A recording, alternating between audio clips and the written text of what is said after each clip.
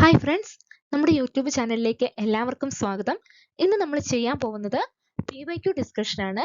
Day 1 തൊട്ട് day 5 വരെ നമ്മൾ പഠിച്ച ടോപ്പിക്കുമായിട്ട് റിലേറ്റഡ് ആയിട്ടുള്ള PYQ ആണ് നമ്മൾ ഡിസ്കസ് ചെയ്യാൻ പോകുന്നത്. ഇത് നമ്മുടെ പാർട്ട് 3 ആണ് കേട്ടോ. അപ്പം ഇത് മുൻപുള്ള വീഡിയോ കാണാത്തവർ അത് കാണുക. സോ നമുക്ക് തുടങ്ങാം അല്ലേ?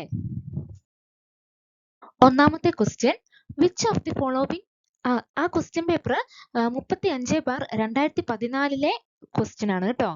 Which of the following is A non current liability? Option A mortgage loan, B bank balance, C outstanding salary, D salary.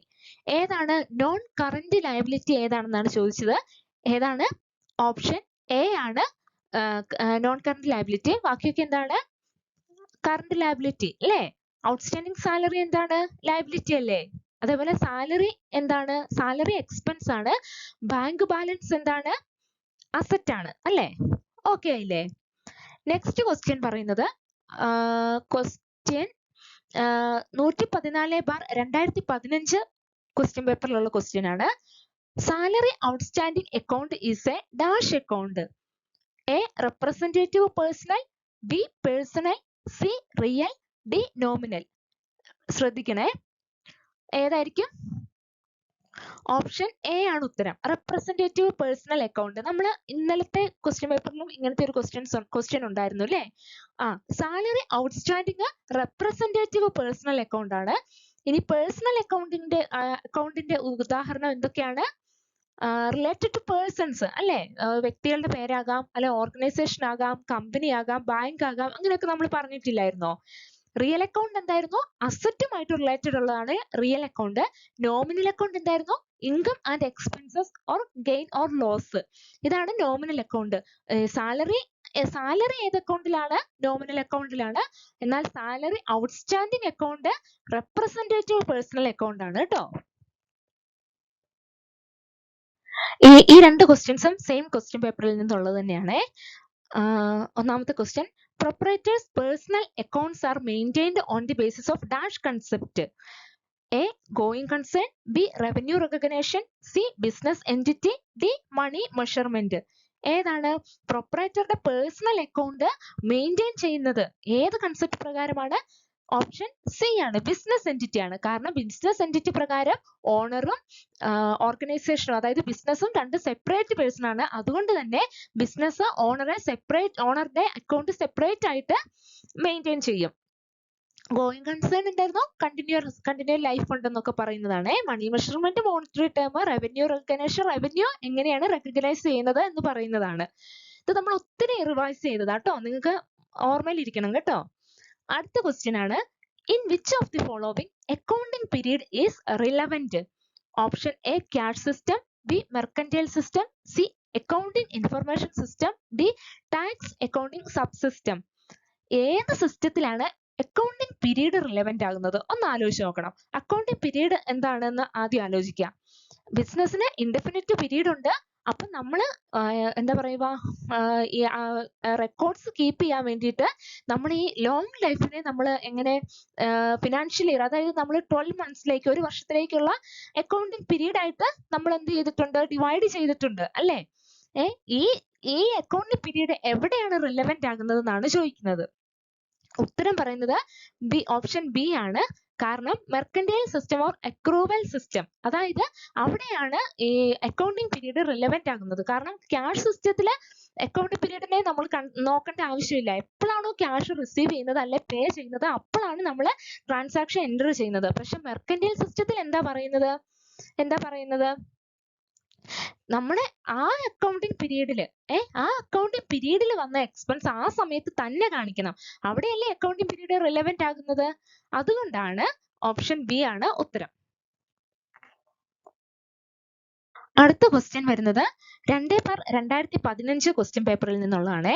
ഒന്നാമത്തെ question, business unit is separate and distinct from the person who supply capital is based on option A money measurement concept, B going concern concept, C accounting entity concept, D dual aspect concept. എന്താ പറയുന്നത്? Business യൂണിറ്റും person who supply capital, അതാരാണ്? Capital supply ചെയ്യുന്ന person എന്ന് വെച്ചാൽ ആരാണ്? Owner, ബിസിനസ്സും ഓണറും സെപ്പറേറ്റും distinct person ആണെന്ന് എന്ന് പറയുന്നത് ഏത് കൺസെപ്റ്റ് ആണ്? Accounting entity concept. ഒന്ന് സി ആണ് കേട്ടോ, ഒന്ന് സി. മണി മെഷർമെന്റ് നമ്മൾ പറഞ്ഞു, monetary term, going concern, indefinite life. D dual aspect, duality അല്ലേ, ഒരു ട്രാൻസാക്ഷന് ഡ്യുവൽ രണ്ട് ഇത് ആസ്പെക്ട് ഉണ്ടെന്ന് പറയുന്നതാണ് ഡ്യുവൽ ആസ്പെക്ട് കൺസെപ്റ്റ് അല്ലേ. ഇപ്പൊ തന്നെ നമുക്ക് ഇത് കുറെ ക്വസ്റ്റ്യൻ പേപ്പറിലൊക്കെ നമ്മൾ കണ്ട് തറവാകുന്നില്ലേ. അടുത്ത ക്വസ്റ്റ്യൻ, ഇതും സെയിം ക്വസ്റ്റ്യൻ പേപ്പറിലെ തന്നെയാണ്. Mister A purchase the machinery costing 1 lakh on 1st November 2013. Transportation and installation charges were incurred amounting 10,000 and 4,000 respectively. Dismantling charge of the old machine was rupees 10,000. Market value of the new machine was estimated at 1,20,000. And on 1st March 2014, while preparing final account, A valued the machinery at rupees 1,20,000 in his book. Which of the following concept was violated by A? Option A, cost concept, B, margin concept, C, realization concept, D, periodicity concept. ആലോചിച്ചേ, എന്താ ഇവിടെ പറയുന്നതെന്ന് വെച്ചിട്ടുണ്ടെങ്കിൽ A ഒരു machinery purchase ചെയ്തു. അതിന്റെ cost എത്രയായിരുന്നു? 1 lakh ആയിരുന്നു. മാത്രമല്ല ട്രാൻസ്പോർട്ടേഷൻ ഇൻസ്റ്റാളേഷൻ ചാർജ് എത്രയാണ് വന്നേക്കുന്നത്? 10,000 4,000. അപ്പൊ ടോട്ടൽ എത്രയായിരിക്കും? 1,40,000 അല്ലേ, 1,14,000. ഡിസ്മാന്റിലിംഗ് ചാർജ് നമ്മൾ എടുക്കില്ല കേട്ടോ. ഇനിയിപ്പം എന്താ പറയുന്നത്, നമ്മൾ സെക്കൻഡ് ഹാൻഡ് മെഷീനറി ആണ് വാങ്ങുന്നതെങ്കിൽ ഡിസ്മാന്റിലിംഗ് ചാർജ്, അതായത് നമ്മൾ മെഷീൻ എവിടെ നിന്നാണോ വാങ്ങുന്നത്, അല്ലെ നമുക്ക് ആരാണ് തരുന്നത്, അവരുടെ അവിടുന്ന് നമ്മൾ മെഷീനെ ഡിസ്മാൻഡിൽ അവിടുന്ന് മാറ്റി നമ്മുടെ അടുത്തോട്ട് കൊണ്ടുവരണ്ടേ, അന്നേരം ഒക്കെ നമ്മൾ ഇത് ആഡ് ചെയ്യും. പക്ഷെ അല്ലാത്ത സ്ഥിതിക്ക് ഇത് ആഡ് ചെയ്യുന്നതല്ല കേട്ടോ ഡിസ്മാന്റിലിംഗ്. Marketing value 1,20,000. ഇവിടെ എ എടുത്തത് ഏത് വാല്യൂ ആണ് അയാളുടെ ബുക്കിൽ? 1,20,000 ആണ് എടുത്തത്. അത് ഏത് പ്രിൻസിപ്പിൾ ആണ്, ഏത് കൺസെപ്റ്റ് ആണ് വയലേറ്റ് ചെയ്തത്? ഏതായിരിക്കും? Option A, cost concept. Cost concept എന്താ പറയുന്നത്? നമ്മൾ ആ സമയത്ത് നമ്മൾ ഒരു അസറ്റ് വാങ്ങിയിട്ടുണ്ടെങ്കിൽ ആ വാങ്ങിയ വിലയിൽ തന്നെ നമ്മൾ റെക്കോർഡ് ചെയ്യണം എന്ന് പറയുന്നതാണ് കോസ്റ്റ് കൺസെപ്റ്റ്. ഈ കൺസെപ്റ്റ് ആണ് ഇവിടെ വയലേറ്റ് ചെയ്യപ്പെട്ടത്. Next question, accounting standards in India are issued by A, Central Government, B, Reserve Bank of India, C, Institute of Chartered Accountants of India, D, SEBI. ആരാണ് accounting standard issue ചെയ്യുന്നത്? Option C, institute of chartered accountants of India. Okay അല്ലേ? അടുത്ത question, the basic rule of debit to the receiver and credit to the giver applies to A, real account, B, personal account, C, nominal account, D, none of the above. ഏതായിരിക്കും? ആലോചിച്ച് നോക്കണേ. Debit to the receiver and credit to the giver ഏതാണ്? Personal account ആണ്. എന്താ പറയുക, പേഴ്സൺസുമായി related ചെയ്യുന്ന account ആണ് പേഴ്സണൽ അക്കൗണ്ട്. അതിന്റെ റൂളാണ് debit to the receiver and credit to the giver. Real account എന്തായിരുന്നു? അസറ്റുമായി റിലേറ്റഡ് ആയിട്ടുള്ളതാണ്. Debit what comes in, credit what goes out ആണ് അതിന്റെ റൂള്. അടുത്തതാണ് നോമിനൽ അക്കൗണ്ട്. എക്സ്പെൻസും ഇൻകവും അതേപോലെ ലോസസ് ആൻഡ് ഗെയിൻ റിലേറ്റഡ് ആയിട്ടുള്ള അക്കൗണ്ട് ആണ് നോമിനൽ അക്കൗണ്ട്. ഓക്കെ അല്ലേ? Debit on expenses and losses, credit on income and gain ആണ് അതിന്റെ റൂള്. ഓക്കെ അല്ലേ? അടുത്ത question, balance sheet shows financial position of A concern. A, for the year ended, B, as on a particular date, C, for a given period, D, all of the above. ഇവിടെ പറയുന്നത് balance sheet financial position കാണിക്കുന്നത് എപ്പോഴാണ്? For the year ended, വർഷാവസാനം മാത്രമേ കാണിക്കാവുള്ളൂന്നുണ്ടോ? അല്ല. Four A given period, ഒരു given പീരീഡിലെ അല്ല balance sheet കാണിക്കുന്നത്. പിന്നെയോ as on a particular date, ഒരു നിശ്ചിത ഡേറ്റിൽ, അതായത് ഇപ്പം 31/3/2015 ബിസിനസിന്റെ പൊസിഷൻ എങ്ങനെയാണ് എന്നാണ് പറയുന്നത്, അല്ലാതെ ഗിവൺ പീരീഡിലേക്കുള്ളതല്ല. പീരീഡ് എന്ന് വെച്ചിട്ടുണ്ടെങ്കിൽ എങ്ങനെയാ പറയുന്നത്? ഏപ്രിൽ ടു അടുത്ത മാർച്ച് വരെ, അതൊരു പീരീഡ് ആണ്. അങ്ങനെയല്ലല്ലോ ബാലൻസ് ഷീറ്റ് ഫിനാൻഷ്യൽ പൊസിഷൻ പറയുന്നത്. As on a particular date, അതേപോലെ ഇയർ എൻഡിൽ മാത്രമേ ബാലൻസ് ഷീറ്റ് തയ്യാറാക്കാവുള്ളൂന്നില്ല. നമ്മൾ ചില കമ്പനികളെ ഫിനാൻഷ്യൽ സ്റ്റേറ്റ്മെന്റ് ക്വാർട്ടർലി അങ്ങനെയൊക്കെ തയ്യാറാക്കുന്നതുണ്ട്. അപ്പൊ ഫോർ ദ ഇയർ എൻഡഡ് എന്ന് പറയുന്നത് ശരിയല്ല. As on a particular date. Okay അല്ലേ? അടുത്ത question, fixed asset of a business is 1 lakh, current asset are 20,000, capital and long term liabilities are 50,000. Then current liabilities will be ഇതാണ് question ചോദിച്ചിരിക്കുന്നത്. A 70,000, B 50,000, C 30,000, D 20,000. ഇവിടെ നമ്മൾ ശ്രദ്ധിച്ചു നോക്കിയാൽ ഇത് എന്താണ് അപ്ലൈ ചെയ്യാൻ ശ്രമിക്കുന്നത്? അക്കൗണ്ടിങ് ഇക്വേഷൻ അല്ലേ? Asset is equal to liabilities plus capital. അതായത് ബാലൻസ് ഷീറ്റിന്റെ സൈഡ് ഓർമ്മയില്ലേ? ക്യാപിറ്റൽ ആൻഡ് ലയബിലിറ്റീസ് ഒരു സൈഡില്, അസറ്റ് വേറൊരു സൈഡില്. ഫിക്സഡ് അസറ്റും കറന്റ് അസറ്റും കൂടി കൂടിയിട്ട് എത്രയാ ഉള്ളത്? ടോട്ടല് 1,20,000. ക്യാപിറ്റലും ലോങ് ടൈം ലയബിലിറ്റീസും കൂട്ടി എത്രയാണുള്ളത്? 50,000 അല്ലെ? 50,000. ബാക്കി എത്ര വേണം? 1,20,000ലേക്ക് എത്രയൂടെ വേണം? 70,000. അപ്പം ഓപ്ഷൻ എ ആണ് ഉത്തരം. അത് മനസ്സിലായോ എങ്ങനെയാന്ന്? അതായത് ബാലൻസ് ഷീറ്റിന്റെ രണ്ട് സൈഡും ഈക്വൽ ആയിരിക്കണം. ഒരു സൈഡ് എന്ന് വെച്ചിട്ടുണ്ടെങ്കിൽ ക്യാപിറ്റൽ ആൻഡ് ലയബിലിറ്റി, അതിനകത്ത് long time liability plus current liability എല്ലാം വരുന്നതാണ്. അത് അസറ്റുമായിട്ട് ഈക്വൽ ആയിരിക്കണം. അതാണ് ആ ഒരു ഇക്വേഷൻ ആണ് ഇവിടെ അപ്ലൈ ചെയ്യുന്നത് കേട്ടോ. അടുത്ത ക്വസ്റ്റ്യൻ നമ്മൾ പറയുന്നത് ക്വസ്റ്റ്യൻ പേപ്പർ 31/2014 ക്വസ്റ്റ്യൻ ആണ്. Outstanding expense is A personal account, B real account, C nominal account, D none of this. Outstanding expense എന്തായിരുന്നു? Personal account. നമ്മൾ തൊട്ട് മുമ്പ് പറഞ്ഞ കാര്യമല്ലേ അല്ലെ? Personal account. ഓക്കെ അല്ലേ? അടുത്ത question, accounting standard board in India was constituted on June 1977, January 1978, C April 1977, D none of this. Accounting standard board എന്നാണ്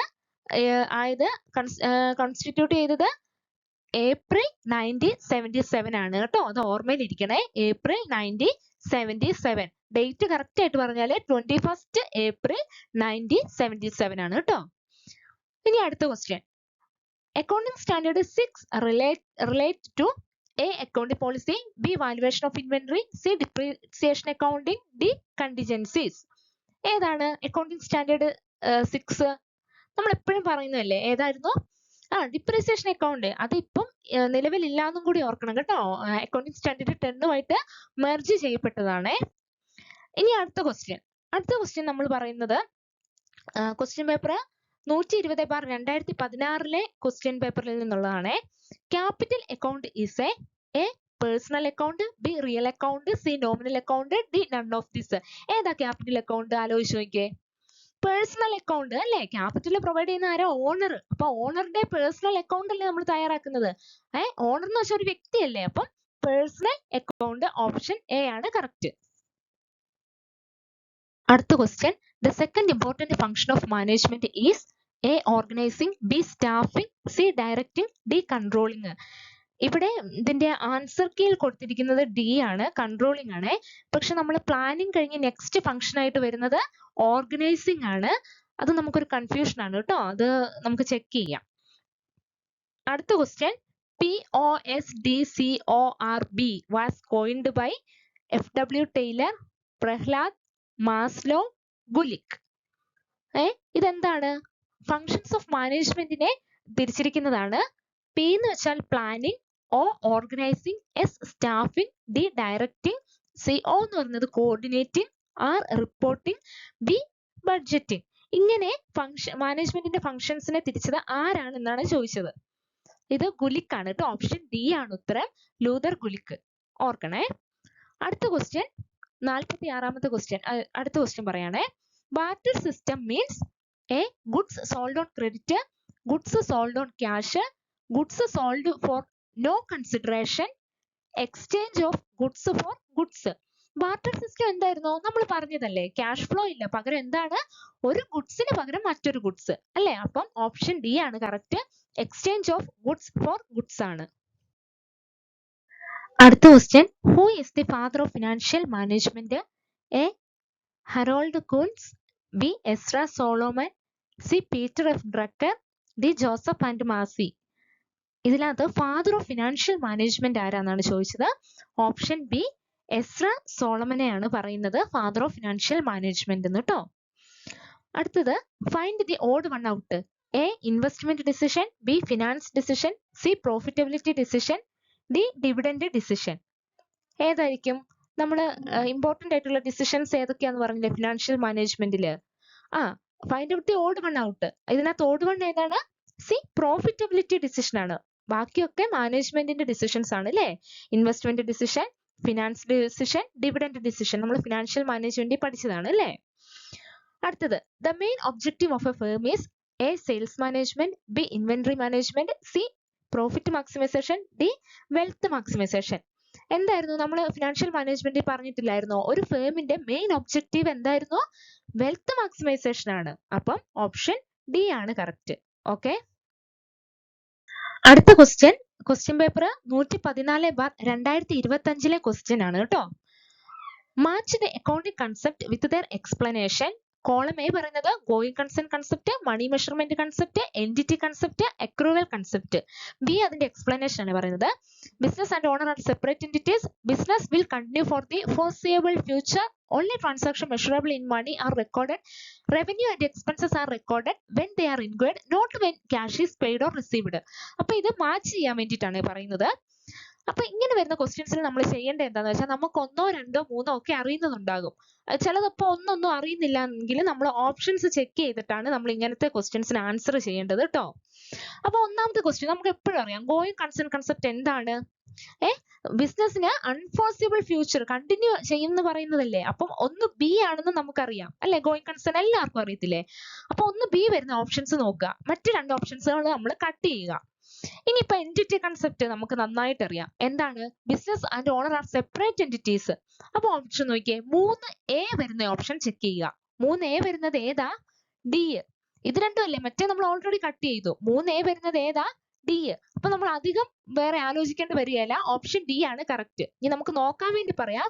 മണി മെഷർമെന്റ് കൺസെപ്റ്റ് ഏതാണ്? only transactions measurable in money are recorded. അപ്പോൾ 2C വരും. Okay, correct അല്ലേ? നോക്ക്. Accrual concept പറയുന്നത് എന്താ? 4D. Revenue and expenses are recorded when they are incurred, not when cash is paid or received. അപ്പം accrual concept D ആയിട്ടാണ് ചേരുന്നത്. അങ്ങനെ ഓപ്ഷൻ ഡി ആണ് കറക്റ്റ്. നമ്മൾ വേഗം ചെക്ക് ചെയ്ത് പോകണം കേട്ടോ. ഇതിന് അധികം ടൈം സ്പെൻഡ് ചെയ്യരുത്. അതുകൊണ്ടാണ് നമ്മൾ ഇങ്ങനെ ചെക്ക് ചെയ്യണമെന്ന് പറയുന്നത്. അടുത്ത ഈ 2 ക്വസ്റ്റ്യൻസും സെയിം ക്വസ്റ്റ്യൻ പേപ്പറിൽ നിന്നുള്ളതാണ്. സ്റ്റേറ്റ്മെന്റ് ആണ്. Accrual basis is better than cash basis for large businesses. Assumptions പറയാണ്. 1. Accrual basis record income and expenses when they are occur. 2. Large business do not have cash transaction. Choose the matching assumptions ആണ്.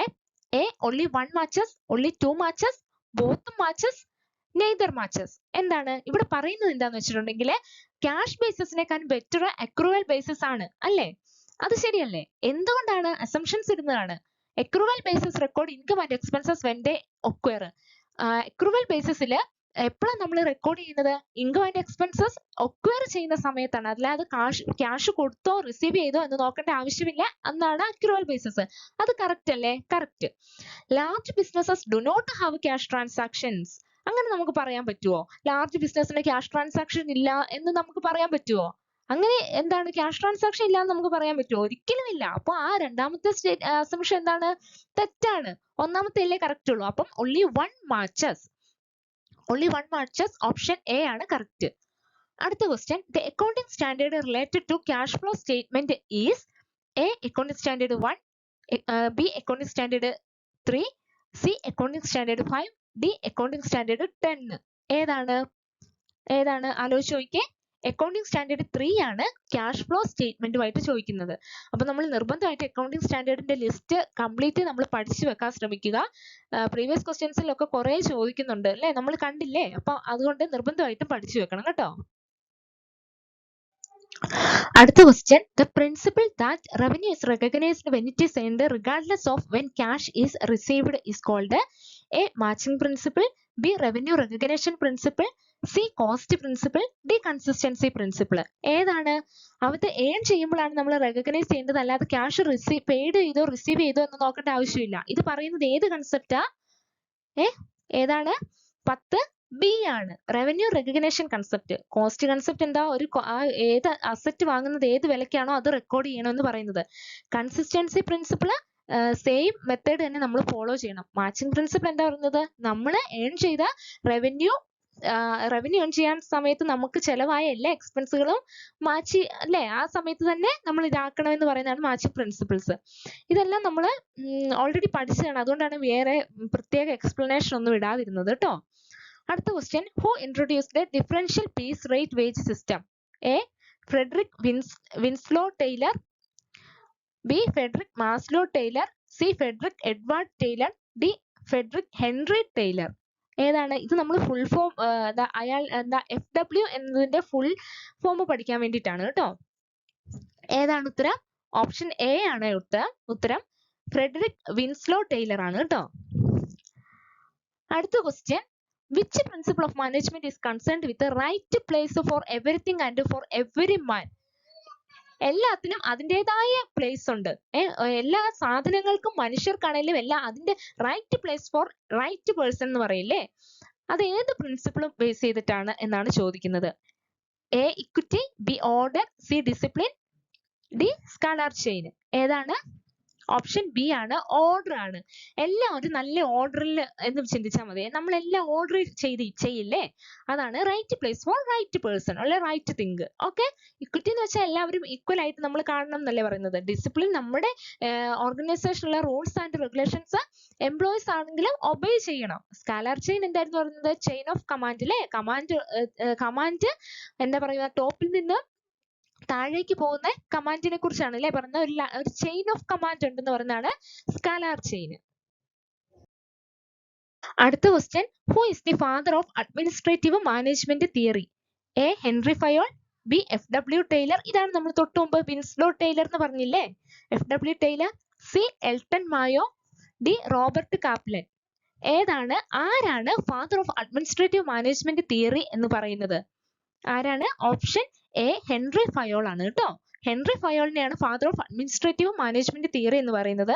നമ്മൾ നോക്കിയാൽ തന്നെ അറിയാം, 2015 question പേപ്പറിലെ questions ആണ് നമ്മൾ ഇപ്പം discuss ചെയ്തത്. ഏഴ് ക്വസ്റ്റ്യൻസോളം നമ്മൾ ഇത്രയും പഠിച്ചതിൽ നിന്ന് നമുക്ക് ആ ക്വസ്റ്റ്യൻ പേപ്പറിൽ നിന്ന് കിട്ടിയിട്ടുണ്ട്. അതുകൊണ്ട് നിങ്ങളെ ഇൻട്രൊഡക്ഷൻ തൊട്ട് എന്താ പറയുന്നത്, ഇൻട്രൊഡക്ഷൻ തൊട്ട് നമ്മൾ പഠിക്കണം നന്നായിട്ട്. ഇപ്പം മനസ്സിലായോ അതിന്റെ ഇമ്പോർട്ടൻസ്? 7 ക്വസ്റ്റ്യൻസ് അടക്കമാണ് നമുക്ക് ഇപ്പം പുതിയതായിട്ട് വന്നത്. ഏറ്റവും പുതിയ 114/2025 ക്വസ്റ്റ്യൻ പേപ്പറിലെയാണ് നമ്മൾ ഡിസ്കസ് ചെയ്തത് കേട്ടോ. അപ്പൊ എല്ലാവരും നന്നായിട്ട് പഠിക്കണം, പ്രീവിയസ് ക്വസ്റ്റ്യൻസ് നന്നായിട്ട് നോക്കണം. എക്സാമുകൾ വീക്ക്ലി എക്സാം ഇട്ടിട്ടുണ്ട്, അതെല്ലാവരും എഴുതണം, മാർക്ക് കമന്റ് ചെയ്യണം. പിന്നെ എല്ലാ ക്ലാസ്സുകളും നിർബന്ധമായിട്ടും കേൾക്കണം, പഠിക്കുക കേട്ടോ.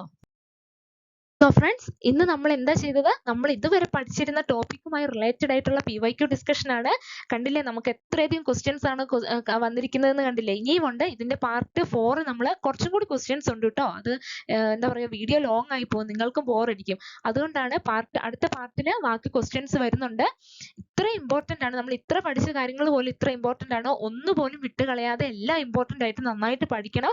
PYQ നിർബന്ധമായിട്ട് നോക്കണം, എക്സാം എഴുതി പരിശീലിക്കണം. അതേപോലെ തരുന്ന ടോപ്പിക്കുകൾ, നമ്മൾ പഠിക്കുന്ന ടോപ്പിക്കുകൾ അന്നന്ന് പഠിച്ചു പോകാൻ എല്ലാവരും ശ്രദ്ധിക്കണം കേട്ടോ. അപ്പം thank you and happy learning.